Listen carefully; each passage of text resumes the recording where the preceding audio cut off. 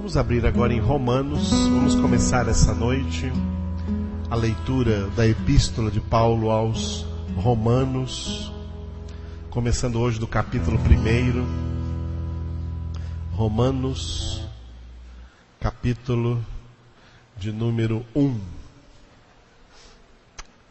Glória a Deus. Vou convidar a pastora Isolina para ler comigo. Os homens leiam comigo os versículos ímpares, as mulheres com a pastora Isolina os versículos pares. Glória a Deus. E vamos pedir ao Senhor, através dessa palavra, que Ele venha nos dar aquilo que está escrito lá no livro do profeta Isaías: ouvidos de discípulos, de eruditos, ouvidos para ouvir a sua voz. Essa semana o Senhor me falou uma coisa nas minhas orações, nas minhas meditações da palavra, e Ele me falou para falar para vocês: parem de ouvir a Satanás. Satanás está falando com algumas pessoas aí, elas estão ouvindo. Parem de ouvir a Satanás. Segundo, ele me disse: parem de ouvir a carne. Tem muita gente ouvindo a carne. Jesus disse: parem de ouvir vozes estranhas. Aí ele me levou lá para o capítulo 10 de João, onde está escrito: as minhas ovelhas ouvem a minha voz. Elas não gostam de ficar ouvindo vozes estranhas. Ouçam a minha voz.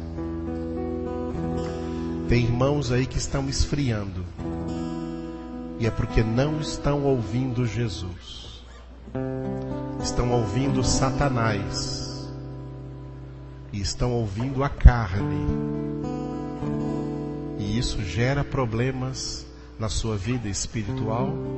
E gerando problemas na sua vida espiritual, vai gerar problemas em todas as demais áreas também da sua vida. Por isso Jesus disse também: vigiai e orai, para que não entreis em tentação.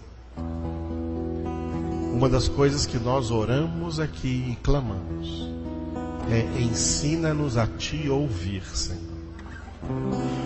A ouvir a Tua voz. A ouvir o que o Senhor está falando conosco na Sua palavra. E quem ouve o Senhor, aí volta para João 10, ele diz: ninguém arrebata essa pessoa das minhas mãos. Alguém só será arrebatado das mãos de Jesus se parar de ouvi-lo e começar a ouvir Satanás, o príncipe desse mundo, e ouvir a carne. Eu oro para que o Senhor abra os seus ouvidos para ouvir só a voz dele. Aleluia. Então os homens leiam comigo. Paulo, servo de Jesus Cristo, chamado para ser apóstolo, separado para o Evangelho de Deus, o qual foi por Deus outrora prometido, por intermédio dos seus profetas, nas sagradas Escrituras, com respeito a seu Filho, o qual, segundo a carne, veio da descendência de Davi, e foi designado Filho de Deus com poder, segundo o Espírito de santidade, pela ressurreição dos mortos, a saber, Jesus Cristo nosso Senhor, por intermédio de quem viemos a receber graça e apostolado, por amor do seu nome, para a obediência por fé entre todos os gentios, de cujo número sois também vós, chamados para ser de Jesus Cristo. A todos os amados de Deus, que estais em Roma, chamados para ser de santos, graça a vós outros e paz da parte de Deus nosso Pai e do Senhor Jesus Cristo. Primeiramente, dou graças a meu Deus, mediante Jesus Cristo, no tocante a todos vós, porque em todo o mundo é proclamada a vossa fé. Porque Deus, a quem sirvo em meu espírito, no Evangelho de seu Filho, é minha testemunha, de como incessantemente faço menção de vós, em todas as minhas orações, suplicando que em algum tempo, pela vontade de Deus, se me ofereça boa ocasião para visitar-vos. Porque muito desejo ver-vos, a fim de repartir convosco algum dom espiritual, para que sejais confirmados. Isto é, para que em vossa companhia, reciprocamente, nos confortemos por intermédio da fé mútua, vossa e minha. Porque não quero, irmãos, que ignoreis que muitas vezes me propus ir ter convosco, no que tenho sido até agora impedido, para conseguir igualmente entre vós algum fruto, como também entre os outros gentios. Pois sou devedor tanto a gregos como a bárbaros, tanto a sábios como a ignorantes. Por isso, quanto está em mim, estou pronto a anunciar o Evangelho também a vós outros em Roma. Pois não me envergonho do Evangelho, porque é o poder de Deus para a salvação de todo aquele que crê, primeiro do judeu e também do grego. Visto que a justiça de Deus se revela no Evangelho, de fé em fé, como está escrito, o justo viverá por fé. A ira de Deus se revela do céu contra toda a impiedade e perversão dos homens que detêm a verdade pela injustiça. Porquanto o que de Deus se pode conhecer é manifesto entre eles, porque Deus lhes manifestou. Porque os atributos invisíveis de Deus, assim como seu eterno poder, como também a sua própria divindade, claramente se reconhecem desde o princípio do mundo, sendo percebidos por meio das coisas que foram criadas. Tais homens são por isso indesculpáveis. Porquanto, tendo conhecimento de Deus, não o glorificaram como Deus, nem lhe deram graças. Antes, se tornaram nulos em seus próprios raciocínios, obscurecendo-se-lhes o coração insensato. Inculcando-se por sábios, tornaram-se loucos. E mudaram a glória do Deus incorruptível em semelhança da imagem de homem corruptível, bem como de aves, quadrúpedes e répteis. Por isso, Deus entregou tais homens à imundícia, pela concupiscências de seu próprio coração, para desonrar o seu corpo entre si. Pois eles mudaram a verdade de Deus em mentira, adorando e servindo a criatura em lugar do Criador, o qual é bendito eternamente. Amém. Por causa disso, os entregou Deus a paixões infames, porque até as mulheres mudaram o modo natural de suas relações íntimas por outro, contrário à natureza. Semelhantemente, os homens também, deixando o contato natural da mulher, se inflamaram mutuamente em sua sensualidade, cometendo torpeza homens com homens e recebendo em si mesmos a merecida punição do seu erro. E por haverem desprezado o conhecimento de Deus, o próprio Deus os entregou a uma disposição mental reprovável para praticarem coisas inconvenientes. Cheios de toda injustiça, malícia, avareza e maldade, possuídos de inveja, homicídio, contenda, dolo e malignidade, sendo difamadores, caluniadores, aborrecidos de Deus, insolentes, soberbos, presunçosos, inventores de males, desobedientes aos pais, insensatos, pérfidos, sem afeição natural e sem misericórdia. Ora, conhecendo eles a sentença de Deus, de que são passíveis de morte os que tais coisas praticam, não somente as fazem, mas também aprovam os que assim procedem. Aleluia.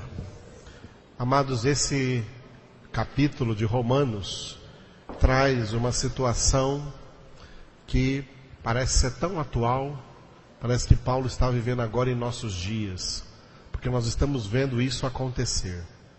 A degradação da natureza humana, a degradação da moral humana, a degradação dos relacionamentos humanos. Amados, sem ter medo de estar exagerando, as pessoas estão podres. As pessoas estão sujas. As pessoas estão assim de uma maneira que não está se tornando cada vez mais impossível conviver com elas. O ser humano está se embrutecendo cada vez mais empedernido. Até pessoas que a gente encontra por aí num trabalho, numa loja, numa lanchonete, ou que está lá para atender as pessoas bem, atende as pessoas mal. São grosseiras.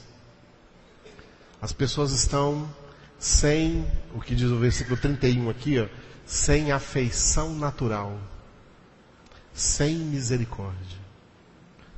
Os homens estão duros. E isso, amado, quem conhece a Deus sofre com isso.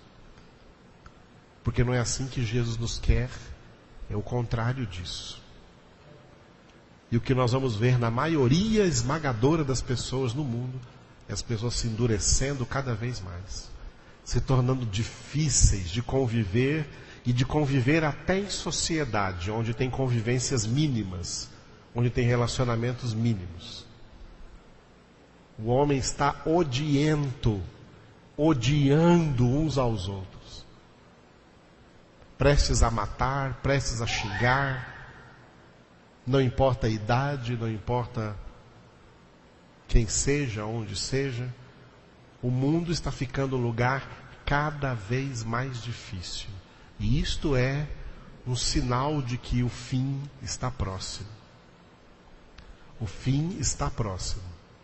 E as coisas, quanto mais se aproximam do fim, elas não melhoram. Quanto mais se aproximam do fim, as coisas pioram. É por isso que a Bíblia diz assim, ó, não deixemos de congregar-nos. Antes façamos admoestações, Hebreus 10, 25. Quanto mais vedes que o dia se aproxima.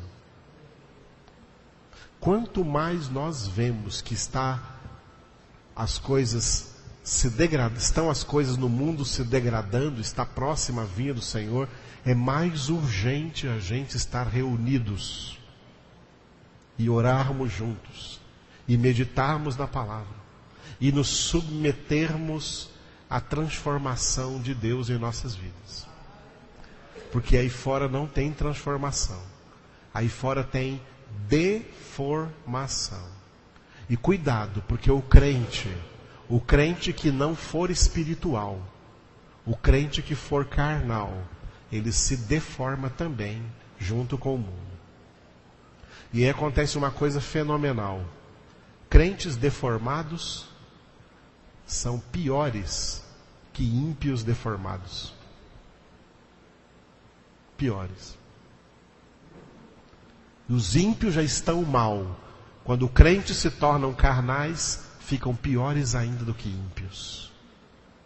Por isso, amados, transformai-vos mediante a renovação da vossa mente, para que experimenteis a santificação, que é a vontade de Deus, boa, perfeita e agradável, e sem a qual ninguém verá o Senhor. Vamos tomar essas coisas aqui que lemos como exemplos negativos. E todas essas coisas negativas têm que ser extirpadas de dentro de cada um de nós, custe o que custar. E essa luta começa de uma maneira pessoal. Só você pode começar em si mesmo. Não adianta cobrar dos outros, cobre de si. E se cada um de nós cobrar de si mesmo, faremos uma comunidade de pessoas que estarão crescendo em santidade, no meio de uma sociedade imunda, suja, depravada, cruel, desafeiçoada. Que coisa terrível. Eu estou assim, querendo assim, aconselhar as pessoas, sabe? Não tenham mais filhos. É o desejo que a gente tem. Não tenham mais filhos. Aconselhar as pessoas. Quem já teve filho, cuide bem dos seus filhos e crie.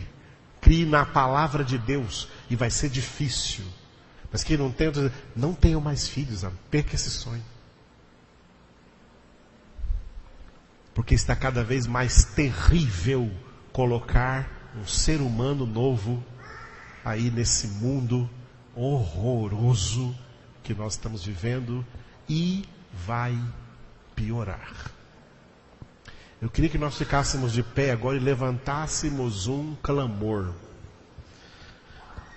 E a palavra diz para nós orarmos pelo mundo inteiro, orarmos por todos os homens. 1 Timóteo 2:1 diz para orarmos por todos os homens. Eu gostaria que nós levantássemos esse clamor juntos com a pastora Isolina aí, ou vamos orar juntos, clamando ao Senhor. Aleluia, que enquanto Jesus não vem, essa iniquidade seja refreada o máximo possível. Em nome do Senhor Jesus. Isso carece de oração. Eleve a sua voz e ore junto. Vamos orar juntos, em nome de Jesus. Amém. Os ouvidos de vocês estavam abertos? Ouviram? Sabe qual é o primeiro indício que nós ouvimos? Isso aqui foi um conselho, um recado de Deus para nós, que somos a Igreja de Cristo. Sabe qual que é o primeiro indício de que nossos ouvidos estavam abertos e nós realmente ouvimos com o coração? É quando você olha e enxerga você mesmo. Realmente eu estou frio, realmente eu estou em pecado, realmente eu estou devedor de Deus. Quando aquilo que você ouviu, te confrontou, aí ao invés de você sair aborrecido, falando que foi duro demais, falando que não deveria ter dito isso, é você reconhecer, eu preciso mudar. Sabe qual outro indício? Quando nós que somos pastores, a gente percebe muitas coisas dentro da congregação, que muitas vezes pode passar desapercebido para vocês. É quando um membro começa a sentar no final da igreja, costumava sentar na frente, de repente começa a ir para a terceira, e para a quarta, e para a quinta, de repente está na última cadeira, daqui uns dias está fora da igreja. Irmãos, nós temos que olhar para nós, porque quando nós começamos os nossos pés, ao invés de andar para frente, andar para trás, isso é sinal que nós estamos frios espiritualmente. Para não falar uma coisa mais séria, morrendo, em caso mesmo de morte terminal espiritual. Irmãos, em nome de Jesus, levanta seu clamor agora se você está em morte espiritual. Peça ao Senhor para te ressuscitar nessa noite, para te levantar como uma mulher de Deus, como um homem de Deus, para te levantar como um guerreiro dele, que ele te levantou nessa terra aqui, foi para fazer a vontade dele e não a sua. Aleluia, Senhor. Vamos orar, irmãos. Glórias a ti, Senhor. Nós te rendemos louvores, Senhor. Nós te damos toda a honra, toda a glória, porque tu és Deus e tu estás acima de todo o principado e toda a potestade. O Senhor está acima dos homens, está acima de todas as coisas. O teu nome, Senhor, tem poder. Há poder no nome de Jesus. Há poder naquele que pode salvar, que pode ressuscitar e pode nos transformar. Que o Senhor venha transformar-nos nessa noite, Senhor. Que o Senhor venha nos fazer verdadeiramente filhos de Deus. Que possamos sair dessa noite aqui, Senhor, fortalecidos na Tua palavra. E nos faça, Senhor, ser verdadeiramente cristãos lá fora, Senhor. Que possamos ser Suas testemunhas lá fora. Que possamos mostrar que Tu vives em nós. Que nós somos a igreja viva, a igreja santa, a igreja que caminha para o alvo. Não uma igreja morta, uma igreja que retrocede. Oh Deus, tenha misericórdia da sua igreja. Tenha misericórdia de nós, Senhor, e nos fortalece. Nos faz, Senhor, aprender a olhar para nós mesmos. Faz os nossos olhos, Senhor, ao invés de olhar para o outro, olhar para dentro de nós e ver o que precisa ser mudado em nós e não nos outros, ó Deus. Porque a partir da nossa mudança, Senhor, muitas coisas mudam ao nosso redor. E te pedimos também nessa noite, Senhor, ouvidos atentos à Tua voz.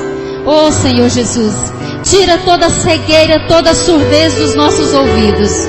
Nos faça ter ouvidos sensíveis a Teu Espírito Santo. Porque quando Ele fala conosco, Senhor, muitas vezes nós erramos e pecamos porque nós rejeitamos aquilo que o Senhor quer tratar conosco. A Sua igreja precisa ser tratada. A Sua igreja precisa ser curada, Senhor. E somente, Senhor, pelo poder da Tua palavra, pela voz do Espírito Santo no nosso interior, nós temos condições de ver, de entender e de fazer a Tua vontade. Ó Senhor Jesus, aqueles que já estão aptos para levantar um clamor em favor desta nação, em favor deste povo que está sofrendo, a Tua igreja que está sofrendo, Senhor, por falta de alimento espiritual, por falta da Tua boa palavra. Ó Senhor Jesus, levanta homens e mulheres nessa sociedade, para que eles venham fazer a Tua vontade, não fazer a vontade do homem, não cair no jugo do homem, Senhor. Estamos nos dias, Senhor, de eleição, aonde, Senhor, candidatos, homens serão levantados para governar este país. Que sejam homens segundo, Senhor, a Tua vontade. O Senhor é quem levanta reis e o Senhor também é quem detona reis. Que o Senhor possa levantar aqueles que o Senhor quer levantar. Mas que o Senhor dê, Senhor, discernimento para a Tua igreja, para que ela saiba voltar segundo a Tua vontade. Mas que sejam homens piedosos, Senhor. Sejam homens misericordiosos. Sejam homens que olhem, Senhor, e que ouçam para o clamor do povo. Que olhem, Senhor, pela necessidade daqueles que têm passado muitas aflições. Que não venham olhar somente para si mesmos, mas estão ali, Senhor, para olhar pelo povo, em favor do povo. Senhor Jesus, dá a eles, Senhor, um coração temente a Ti, Senhor. Ó Senhor Jesus, se eles não tiverem um temor do Senhor, eles não farão a Tua vontade e não serão bons governantes. Que eles tremam, Senhor, diante de Ti. Que eles se curvem à Tua vontade. E que a Tua igreja, Senhor, tenha sabedoria. Que a Tua igreja tenha sabedoria para entender o que o Senhor quer que a igreja faça. Que o Senhor quer que a igreja faça, Senhor, nesses dias de decisão. Ó Senhor Jesus, eu clamo a Ti também pelas nossas famílias aqui nessa noite. Senhor Jesus, realmente é muito difícil. Tem sido muito difícil, Senhor, educar os nossos filhos. Senhor, caminhar com a nossa família nesses dias terríveis. Nesses dias, Senhor, de muitas aflições. Senhor, de muita promiscuidade, de muito pecado. Mas eu louvo a Deus que o Senhor tem nos escondido, o Senhor tem nos dado, Senhor, a Tua proteção todos os dias. Mas que o Senhor nos conduza, Senhor, à Tua vontade. Eu peço, Senhor, que o Senhor consagre, Senhor, nessa noite, cada família que está neste lugar hoje aqui a Ti, Senhor. Eu não quero que nós consagremos, Senhor, eu quero que o Senhor consagre. Que o Senhor abençoe cada lar que está aqui nessa noite, cada família. E que o Senhor, Senhor, gere amor nos corações desses familiares, Senhor, de pais com filhos e filhos com pai. Enche, Senhor, os corações dessas famílias de amor, um para com o outro, Senhor. Que eles saibam ouvir uns aos outros. Que eles tenham, Senhor, sensibilidade de ouvir, Senhor, e de obedecer. Haja, Senhor, a favor da Tua igreja aqui na face da terra. E conduza a Tua igreja, Senhor, por um caminho plano, Senhor, por um caminho reto.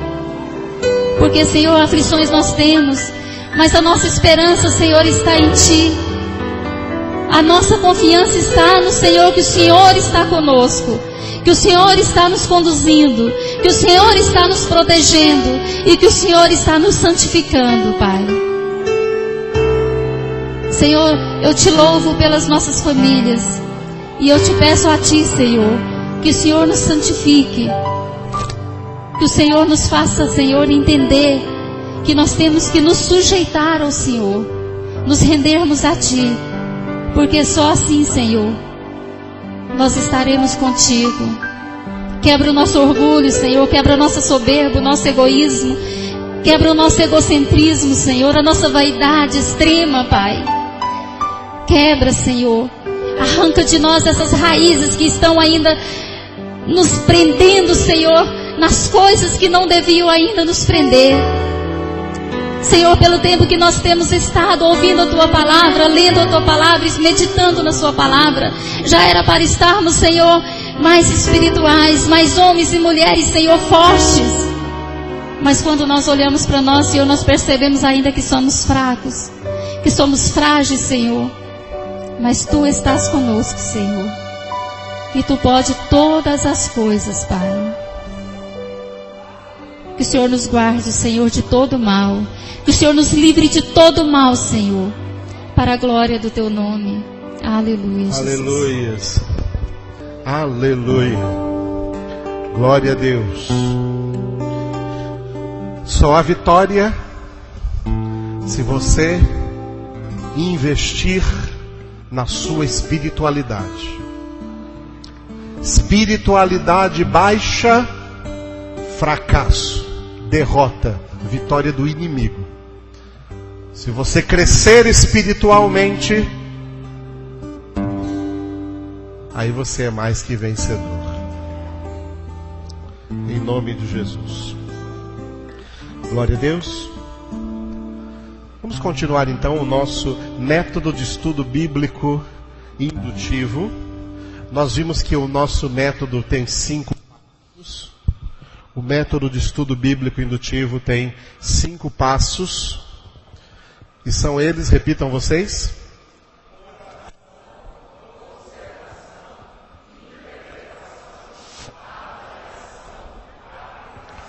A observação está em vermelho, porque é onde vamos nos demorar mais tempo. E já começamos a observação no sábado passado, né? Oramos para observar, e tudo quanto observarmos, vamos interpretar, avaliar e aplicar. Repitam vocês.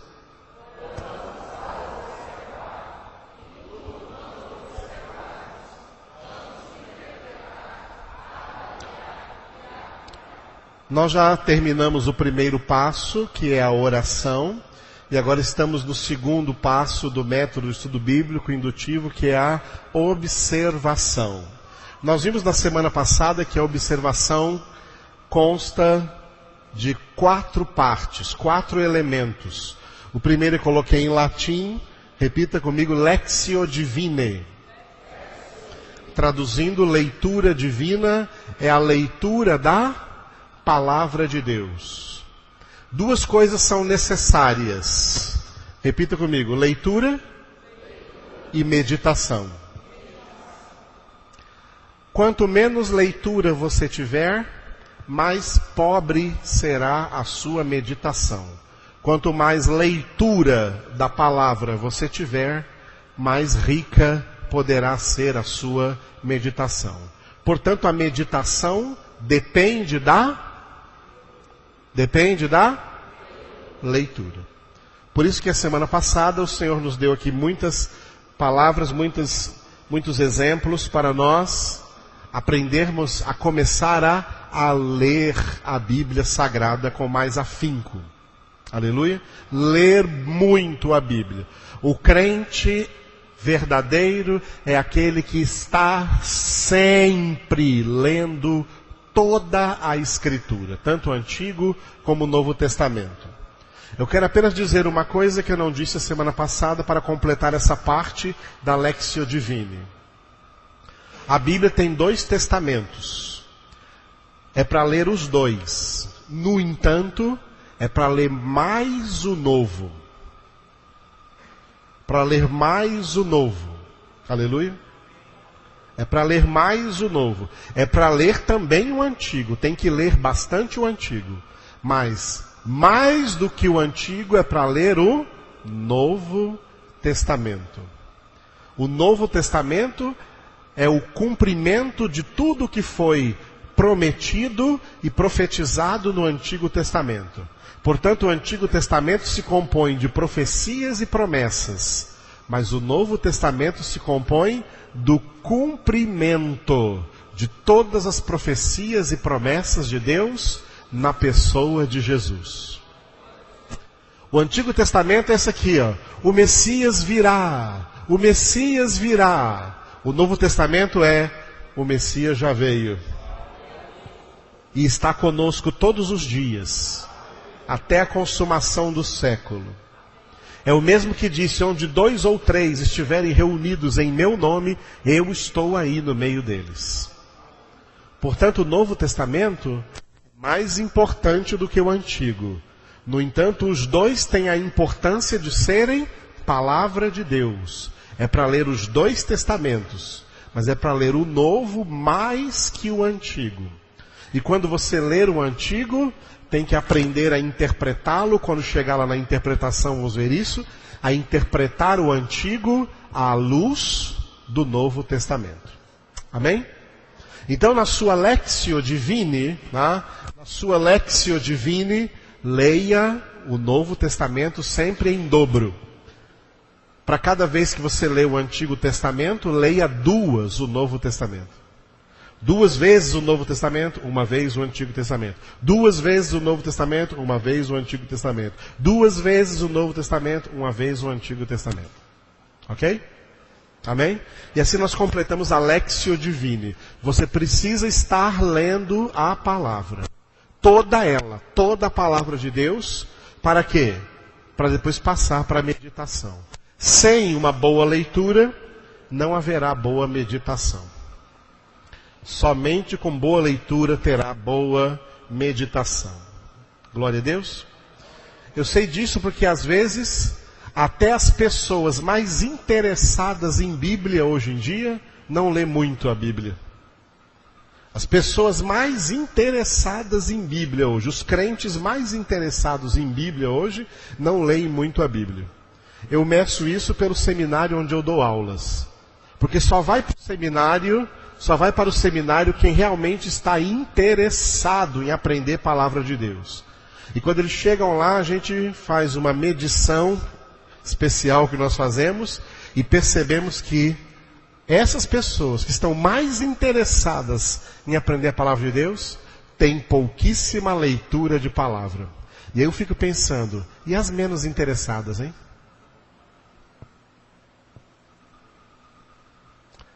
Então, amados, leiam a palavra, porque é aí que você vai ter os elementos para meditar a palavra. Glória a Deus. A meditação da palavra, dentro desse método de estudo bíblico indutivo, segue 3 elementos. O que está ali, 2º, 3º e 4º. Primeiro é a leitura, o 2, 3 e 4 é a meditação. Diga: material geral, material específico, divisões e subdivisões estruturais. Por que divisões e subdivisões estruturais está em vermelho? É porque nós vamos demorar mais ali. No entanto, antes de começar, vamos ver se nós entendemos hoje o material geral e o material específico. Glória a Deus. Primeiro, o material geral. No nosso próximo slide ali, tem os 5 tipos de material em geral que você vai achar nos livros da Bíblia. Em todos os livros da Bíblia você vai achar material biográfico, material histórico, material geográfico, material cronológico e o principal que eu coloquei de vermelho, o material ideológico. Vamos ver cada um deles. Vamos falar um pouco sobre cada um deles. Você está lendo a Bíblia. Amados, é impossível meditar, presta atenção nisso, tá? É impossível fazer uma boa meditação sem escrever. Ninguém faz meditação só de cabeça. Para fazer uma boa meditação é necessário escrever. Por isso que o meu conselho aqui é que escrevam. Tá? Meu conselho aqui é que escrevam. E as pessoas são tão preguiçosas para escrever. Eu coloquei aqui um conselho aos irmãozinhos, que de 10 a 15 anos, no final do culto, eu quero assinar o caderno deles para ver se eles estão escrevendo. O tanto de menino que tem preguiça de escrever não é brincadeira, não escreve. Poucos escrevem. Eu tenho 3 campeãs aqui que escrevem tudo, que a Milena e a Marina e a Bruna. A Milena, a Marina e a Bruna já encheram vários cadernos. Eu posso falar isso porque eu sou testemunha e tem minha assinatura lá em todas as páginas. Elas já encheram, não 1 ou 2 cadernos, elas já encheram vários cadernos. E quando acontece alguma coisa delas não estarem aqui presentes, elas ouvem pela internet, copiam e trazem o caderno na próxima reunião para eu dar o visto. Eu falei que até os 15 anos é para fazer isso, né? A Bruna fez 15 anos em janeiro. E depois que ela fez 15 anos, ela falou para mim: pastor, posso continuar trazendo o meu caderno? Em contrapartida, tem outros aqui que eu já falei, já mandei a pastora Elaine falar, já falei para os pais falarem, mas sabe o que é isso? Falta de interesse. Se você não se interessa pela palavra de Deus, isso é um sinal de que você pertence aos muitos chamados e não aos poucos escolhidos. Os poucos escolhidos vão para o céu, os muitos chamados não vão, justamente porque eles não têm nenhum interesse em aprender a palavra de Deus. Eles ficam ouvindo e parece que não é com eles. Mas os poucos escolhidos têm fome e sede da palavra de Deus. É por isso que eu creio na doutrina da eleição bíblica, e os eleitos são salvos, porque os eleitos amam a palavra de Deus. Agora, quem não ama, amados, eu não posso forçar você a amar, eu amo. Eu não posso forçar você a amar, eu não posso forçar você a escrever, eu não posso forçar você a se esforçar, eu me esforço. Eu tenho que me esforçar. Se você não fizer por você mesmo, ninguém vai fazer. E o que eu digo para você, goodbye. Viu? Agora, quem tem interesse, demonstra esse interesse. E Jesus falou sobre interesse, uma palavra muito forte. Ele disse: onde está o teu tesouro, aí está o teu coração. Jesus é o meu tesouro. Qual que é o seu? Aleluia. Eu falo isso para as pessoas até 15 anos escreverem, mas o meu conselho é para todo mundo, tá? Para todo mundo, tá? De 10 até 210 anos. De 211 para frente eu já vou dar uma liberada, tá? De 211 não precisa mais escrever, fica tranquilo. Mas de 10 a 210 anos é para ficar escrevendo, hein? Anotando as palavras. Anotando as palavras. Inclusive, nós começamos a gravar as palavras aqui no site, não foi para que as pessoas que não vieram ouvirem. Foi para que as pessoas que vieram ouçam de novo. E aquilo que não deu para você anotar aqui, anote em casa. Inclusive eu falei já para vocês, se tiver alguma pergunta, escreva num papel e entregue para mim. Porque eu vou trabalhar a resposta para você e para todos. Porque às vezes a sua pergunta, a sua dúvida é a dúvida de outras pessoas. E eu numa próxima reunião, então, responderia essas perguntas. Quase nunca chega nenhuma pergunta. E eu fico muito feliz porque está todo mundo entendendo tudo. Já que não tem perguntas, eu digo glória a Deus. Menos pergunta de vocês para mim, menos trabalho para mim. Eu dou glória a Deus. Ok? E eu fico com o coração, a minha consciência limpa, porque vocês estão entendendo tudo. Já que ninguém quer perguntar nada, está todo mundo entendendo tudo. Maravilha. Amados, ninguém aprende nada se não tiver interesse sobre isso. Estou mentindo? Por favor, me digam, eu estou mentindo? Eu estou exagerando? Alguém acha que eu estou exagerando? Fale agora. Fale agora para não falar por aí nas bocadas, aí pelas costas. Pastor Edivaldo está exagerando? Estou exagerando? Diga aí.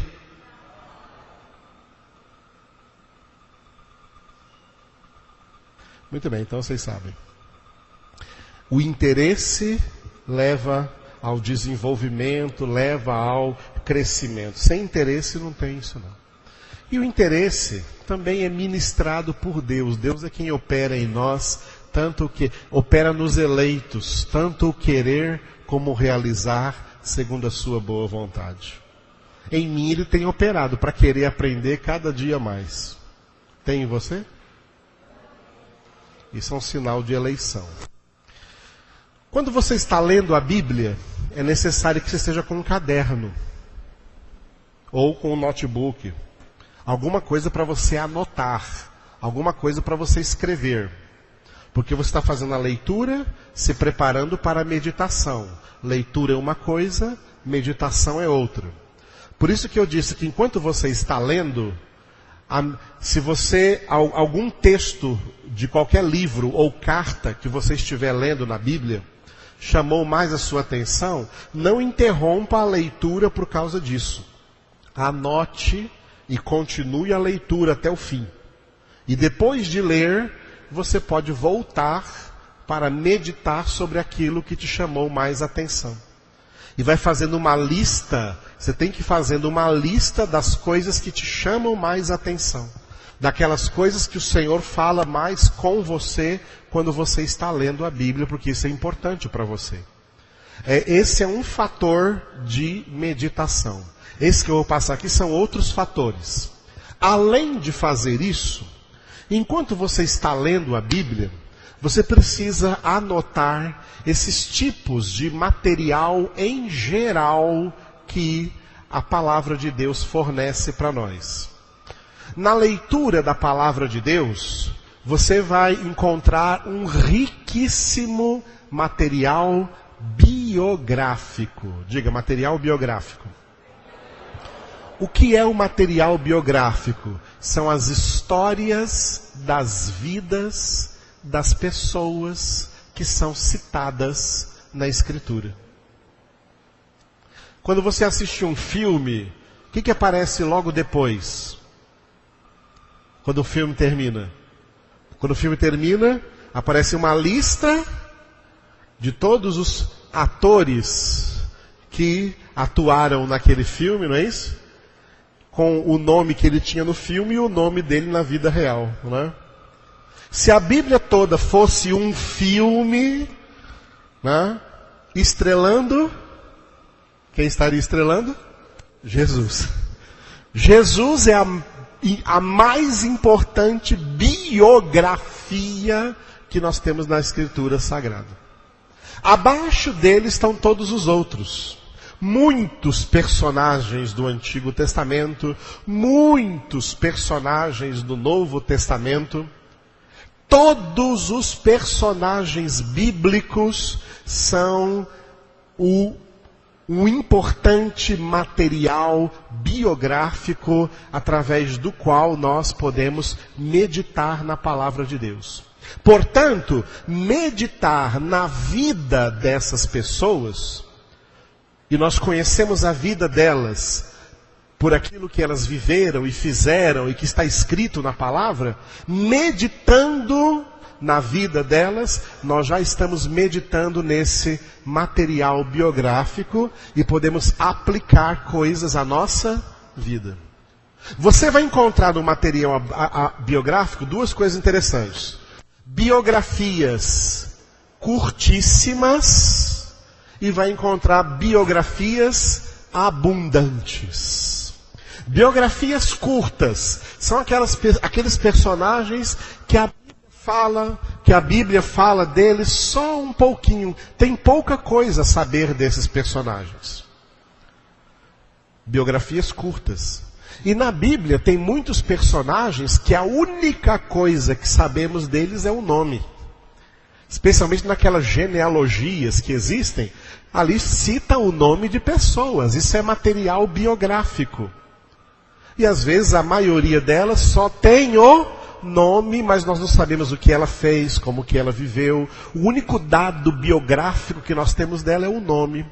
Às vezes, quando muito, a família de quem ela era, a tribo, da onde que ela nasceu e assim por diante. Mas tem muitas biografias na Bíblia que tem um material abundante, que tem muita coisa delas para se meditar. Especialmente Jesus. Além de Jesus, Moisés, Davi, Abraão, Isaac, Jacó, José. Muitos personagens bíblicos têm muita biografia, tem muito material biográfico a ser analisado. Além disso, as biografias bíblicas trazem outros dois elementos contrastantes. Dois elementos contrastantes das biografias. Uma biografia pode ter elementos altamente positivos e uma biografia pode ter elementos altamente negativos. Nós encontramos biografias positivas e encontramos biografias negativas. Qual a biografia que não tem nada de negativo? A biografia de Jesus. Não tem nada de negativo. Na biografia de Jesus, tudo é positivo. Agora, na biografia de todas as demais pessoas, tem elementos negativos e tem elementos positivos. Porque todos pecaram. Se todos pecaram, menos Jesus, então todos já têm um elemento negativo. Está entre todos que pecaram. Jesus não pecou. Então Jesus não tem nenhum elemento negativo na sua biografia. Mas todos os demais homens têm um elemento negativo, no mínimo um elemento negativo na sua biografia. Tem pessoas que fizeram muitas coisas boas e tem pessoas que fizeram muitas coisas más. Por isso, nessas biografias, teremos pessoas, sem falar de Jesus agora, só dos demais pecadores, tem pessoas que, apesar de serem pecadoras, foram pessoas que lutaram contra o seu pecado e venceram o seu pecado e produziram uma biografia que, na sua maior parte, é uma biografia positiva. As biografias positivas servem de modelos para nós, de como também devemos agir, de como também devemos ser. Mas tem muitas pessoas que fizeram mal o tempo inteiro, só fizeram coisas más. É importante também estudar as biografias negativas, porque elas servem de exemplo negativo, que nós devemos aprender a não imitar, a não seguir e a não repetir isso em nossas vidas. Os dois tipos de biografias têm que ser estudadas, tanto as positivas como as negativas. Tem biografias como, por exemplo, do rei Asa. O rei Asa é um rei do Antigo Testamento que começou muito bem o seu reinado. Foi muito bem até um certo ponto. Aí depois ele decaiu e nunca mais se recuperou. Decaiu e nunca mais se recuperou. Ou seja, é um exemplo de pessoa que começou bem, mas não terminou bem. Não adianta você ter começado bem a sua carreira, se você não terminar bem a sua carreira. Em Hebreus capítulo 13 diz que uma pessoa só é exemplo para outra quando elas podem falar de como essa pessoa encerrou a sua carreira. De como essa pessoa encerrou a sua carreira. Tem pessoas como Davi, que começaram bem, decaíram profundamente no pecado, mas depois se recuperaram disso. Davi é uma biografia dessa maneira. Começou bem e depois teve uma queda brusca, terrível, mas ele se recuperou espiritualmente. Aleluia. Portanto, o material biográfico faz parte do material geral. Quando você estiver lendo qualquer livro da Bíblia, vai anotando, começa anotando no seu caderno o nome dos personagens, para depois você voltar e ver o que a Bíblia traz para você acerca desse personagem, e só aí você vai criar já um ótimo material para meditação. Amém? Tem personagens até sem nome. Tem personagens que o nome deles não foi dado. Qual o nome da mulher samaritana? Não sabemos. Conhecemos ela como mulher samaritana porque ela era de Samaria. Mas não sabemos o nome dela. Qual é o nome do jovem muito rico que Jesus mandou ele vender tudo e depois vir seguir Jesus? Mas ele ficou muito triste porque tinha muitos bens e não pôde seguir Jesus. Qual é o nome dele? Não sabemos. Mas é um personagem, é um material biográfico. Glória a Deus. Todos esses personagens que formam material biográfico, eles fizeram parte da, diga, história. Por isso, segundo o material aqui, diga, material histórico. O material histórico. A Bíblia Sagrada é também um livro de história. E a história bíblica, ela é verídica.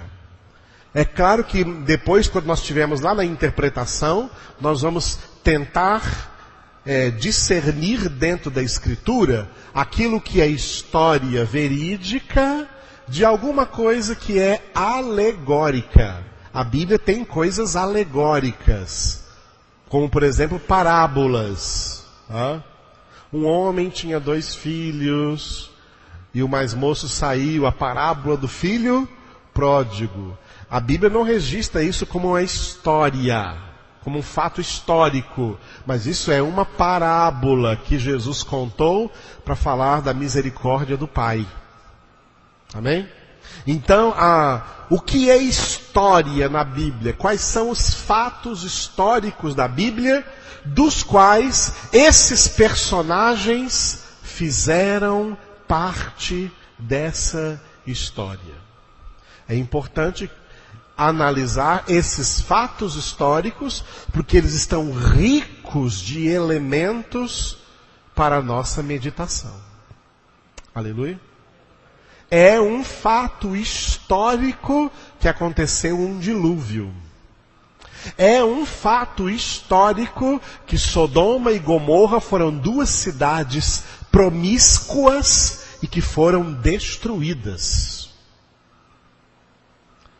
A ala intelectual dos homossexuais aí falam que Sodoma e Gomorra foi um mito. Isso é um mito inventado pelos homofóbicos. Mito coisa nenhuma. A destruição de Sodoma e Gomorra é fato histórico. Essas 2 cidades existiram e num só momento elas foram destruídas pela ira justa de Deus por causa da promiscuidade dos habitantes dessas cidades. Então a Bíblia tem fatos históricos. É fato histórico que Jonas foi engolido por um grande peixe. Isso é um fato histórico. Isso não é uma coisa alegórica. É algo que realmente aconteceu. Alguns anos atrás, alguns advogados ateus se reuniram nos Estados Unidos para tentar provar que a Bíblia não é palavra de Deus. E eles foram falar com um pregador muito famoso chamado Billy Graham, o evangelista Billy Graham naquela época. Foi na década de 70. E eles foram falar com Billy Graham e falaram assim: Billy Graham, você já é um homem maduro, um homem crescido, é casado, tem filhos, tem netos, um homem estudado, um homem que estudou. Você, como um homem já feito, você ainda acredita nessa história infantil de que Jonas foi engolido por uma baleia e ficou 3 dias e 3 noites no ventre daquela baleia, e depois daquela baleia vomitou ele de novo em terra, isso é uma coisa inacreditável, isso é a história da carochinha, isso é mentira, isso é mito. Aí o Billy Graham respondeu para eles assim: bom, em primeiro lugar, a Bíblia não diz que foi uma baleia. A Bíblia diz que foi um grande peixe. Agora, se a Bíblia dissesse que Jonas engoliu uma baleia, eu acreditaria na Bíblia. Essa foi a resposta que ele deu. A palavra de Deus é a verdade. Aleluia. É fato histórico que o Mar Vermelho se abriu e que o povo passou a pé enxuto pelo meio dele. É fato histórico que o Jordão também parou. É fato histórico até que o sol parou numa das guerras das conquistas de Canaã. É fato histórico. A história, a Bíblia é um livro rico em história. E amados, eu vou falar uma coisa para vocês. Evitem. Tá?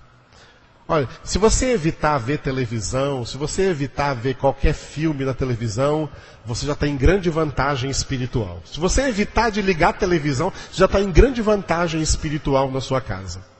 Agora, evitem também de ver esses famosos e famigerados filmes gospel. Esses filmes não prestam, irmãos, não prestam. Porque eles deturpam os personagens, deturpam os fatos históricos, deturpam a Bíblia inteira. Não é aquilo. Não passa a verdade, não passa a realidade. E muita gente fica gostando aí de ver filme, de ver esses filmes aí. E esses filmes estão lotados de mentiras. E o pai da mentira é Satanás. A verdade está na palavra. Quer entender dos fatos históricos, não fica vendo filme. Leia a Bíblia. Porque nela estão os fatos históricos como realmente eles ocorreram. Glória a Deus. Muito bem, esses personagens do material biográfico, eles fizeram história aonde? Em um determinado lugar. Por isso, a Bíblia também é um livro de geografia. Por isso o terceiro material aqui, diga, material geográfico. Já viram que a maioria, ou quase todas as Bíblias, no final tem alguns mapas? Qual a importância desses mapas? Meditarmos nos fatos históricos que aconteceram nesses lugares. Tá? Nesses lugares. Geralmente as Bíblias lá no final trazem como era dividida a nação de Israel no Antigo Testamento. Antes da conquista, depois da conquista de Canaã, antes da monarquia, quando foi dividido em 2 reinos, o reino do norte e o reino do sul. Essas divisões, esses mapas tem aí na Bíblia. Tem também os mapas de Israel no tempo de Jesus, como estava Israel no tempo de Jesus. No tempo de Jesus, Israel estava dividido em 3 regiões. Ao norte estava a Galileia, a capital era Cafarnaum, mas tinha uma cidadezinha chamada Nazaré, onde Jesus foi morar. No meio tinha a cidade de Samaria, o estado, a região da Samaria, e a capital era uma cidade também de nome Samaria, que no Antigo Testamento chamava Sebaste, mas no Novo Testamento passou a chamar-se Samaria. E ao sul, a região sul de Israel, na época de Jesus, era a região da Judeia, cuja capital era Jerusalém, mas tinha também aí uma cidadezinha chamada Belém, onde Jesus nasceu. A geografia bíblica é importante para nós meditarmos. A Bíblia traz também os mapas das viagens do apóstolo Paulo. A primeira viagem de Paulo, a segunda viagem de Paulo, a terceira viagem de Paulo, as cidades por onde ele passou. Você pode ir lendo o livro de Atos e conferir no mapa, cidade por cidade, onde Paulo esteve pregando o Evangelho. E depois ainda tem o mapa da última viagem que ele estava preso, sendo levado a Roma, até ele chegar em Roma. Esses mapas aí trazem um material geográfico para entendermos aí dentro. Dentro desses mapas tem coisas interessantes, dentro dessa geografia tem coisas interessantíssimas para nós meditarmos sobre elas. Aleluia. O batismo que João Batista começou a batizar, por exemplo, aonde João Batista começou a batizar? No Rio Jordão. Isso é uma informação geográfica. As informações geográficas trazem rios, lagos, mares, montanhas, planícies, planaltos e assim por diante. Estradas, lugares ermos, florestas, jardins, todos os locais que têm um nome, esse local é importante, é um material geográfico importante para meditarmos. O Monte Sinai, na Arábia, foi o primeiro púlpito de Deus, aonde Deus desceu pessoalmente para pregar a Moisés os 10 mandamentos e passar para Moisés toda a lei. O próprio Deus desceu no Monte Sinai. Esse é um importante lugar geográfico. Eu estava falando do Rio Jordão, onde João Batista foi batizar as pessoas para prepará-las para seguirem o Senhor Jesus. Depois que elas foram batizadas, preparadas para seguir Jesus, Jesus falou para elas assim, ó: quem crê em mim, do seu interior fluirão rios de água da vida. Mas tem crentes que não saem do Jordão, ficam só na primeira experiência pessoal e não crescem na vida espiritual, aí são levados e as águas do Rio Jordão desaguam no Mar Morto. Crentes mortos, crentes salgados, crentes sem vida. O Mar Morto representa isso. Jesus não fez nenhum milagre no Mar Morto, mas ele fez vários milagres no Mar da Galileia, lá ao norte. O mar da Galileia é que lança suas águas para formar o Rio Jordão. No Rio Jordão, João Batista batizou, para que as pessoas seguissem Jesus. Mas se ela ficar no Jordão, ela acaba lá no Mar Morto. Porque é para lá que o Jordão vai desaguar. Tem muitos dados geográficos interessantes na palavra que ajudam a nossa meditação. Então, essas pessoas do material biográfico fizeram história, material histórico, onde? Num determinado lugar, ou em determinados lugares, apontados pelo material geográfico, e também num determinado tempo, num determinado período da história. Esse tempo, esse período da história é o material, diga, material cronológico. O que é cronológico? Cronos é tempo em grego. Cronológico é estudar os tempos bíblicos, para entendermos também os tempos de hoje, coisa que vivemos hoje.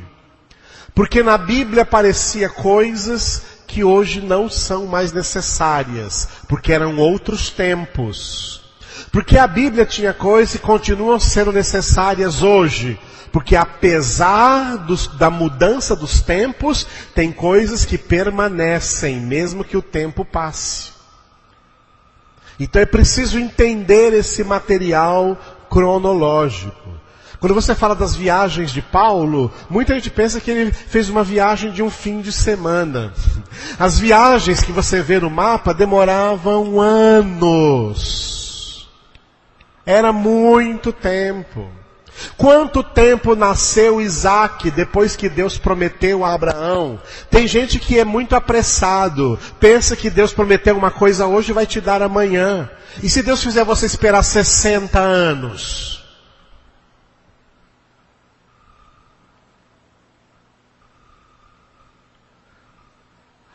O estudo do material cronológico nos ajuda a deixarmos de ser imediatistas e entendermos, como diz no Eclesiastes, que há um tempo para todo o propósito debaixo do sol, que Deus também nos leva a tempos e tempos para a realização de coisas que Ele previu e trouxe como propósito para a nossa vida.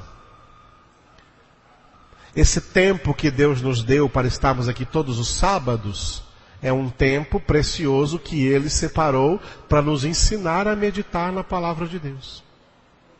Muita gente que deu o nome não está vindo, muita gente faltou hoje. Nós temos aqui eu estou com a minha lista aqui, eu conheço vocês nome por nome, e eu tenho aqui hoje mais de 50 faltas. Hoje. As pessoas estão fazendo o quê? Perdendo tempo e não ganhando tempo.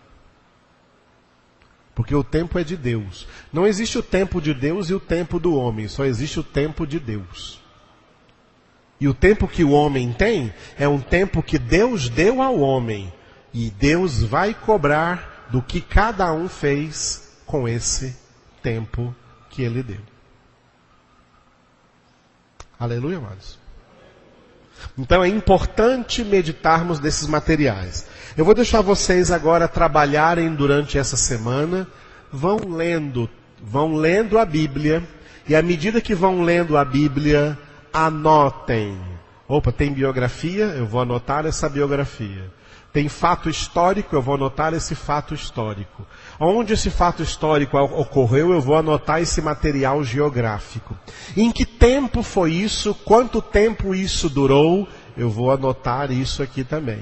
Porque isso é importante para a sua meditação na palavra. Aleluia? E na semana que vem nós vamos falar do material ideológico. Então, não faltem em nome de Jesus. Eu sei de todos que não tem nenhuma falta, que não faltaram nenhuma vez. Estão de parabéns. Continue assim. Porque o diabo tenta você para você não vir. Entendeu? Mas você não dá ouvidos a ele, dá ouvidos ao Senhor. Glória a Deus.